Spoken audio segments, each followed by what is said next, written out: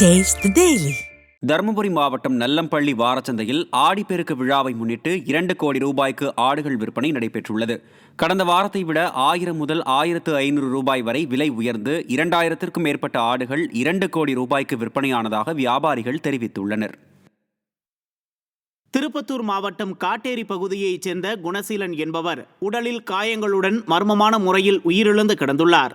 அவரது மரணம் கொலையா அல்லது வேறு ஏதேனும் காரணமா என சந்தேகம் எழுந்துள்ள நிலையில் ஸ்டாலினின் ஃபெயிலியர் மாடல் அரசில் தமிழகத்தில் கொலைகள் நடக்காத நாளே இல்லை என்ற அளவில் வன்முறைகள் அதிகரித்துள்ளதாக குற்றம் சாட்டப்படுகிறது.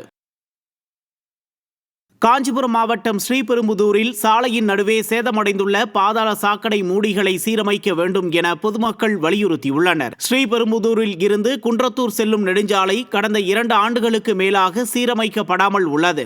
இதனால் சாலைகள் குண்டும் குழியுமாக காணப்படுவதால் விபத்துக்கள் அடிக்கடி நிகழ்வதாக குற்றம் சாட்டியுள்ள பொதுமக்கள் சேதமடைந்த சாலைகளையும் பாதாள சாக்கடை மூடிகளையும் சீரமைக்க வேண்டும் என ஸ்டாலினின் ஃபெயிலியர் மாடல் அரசை வலியுறுத்தியுள்ளனர்.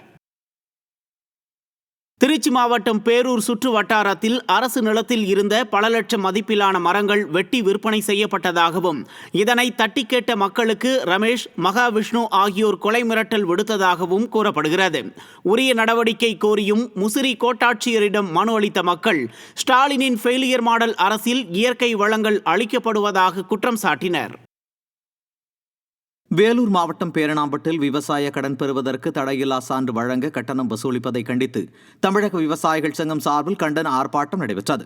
தொடக்க வேளாண்மை கூட்டுறவு சங்கங்களில் கடன் பெறுவதற்கு இந்தியன் வங்கி, SBI போன்ற வங்கிகளில் தடையில்லா சான்று பெற வேண்டும் என்பதால் இதற்காக வங்கிகளில் கட்டணம் பெறப்படுகிறது.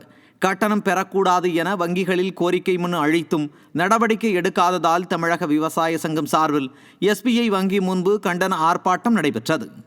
திருவள்ளூர் மாவட்டம் காக்கலூரில் உள்ள அரசு பள்ளிக்கு முறையான சுற்றுச்சுவர் இல்லாததால் மாணவர்களின் பாதுகாப்புக்கு அச்சுறுத்தல் ஏற்பட்டுள்ளதாக குற்றச்சாட்டு எழுந்துள்ளது. பள்ளியில் உள்ள சுற்றுச்சுவர் சேதமடைந்துள்ளதால் விஷ ஜந்துக்கள் பள்ளிக்குள் நுழையும் அபாயம் உள்ளதோடு பள்ளியை சமூக விரோதிகள் பயன்படுத்த வாய்ப்புள்ளதாகவும் அச்சம் எழுந்துள்ளது.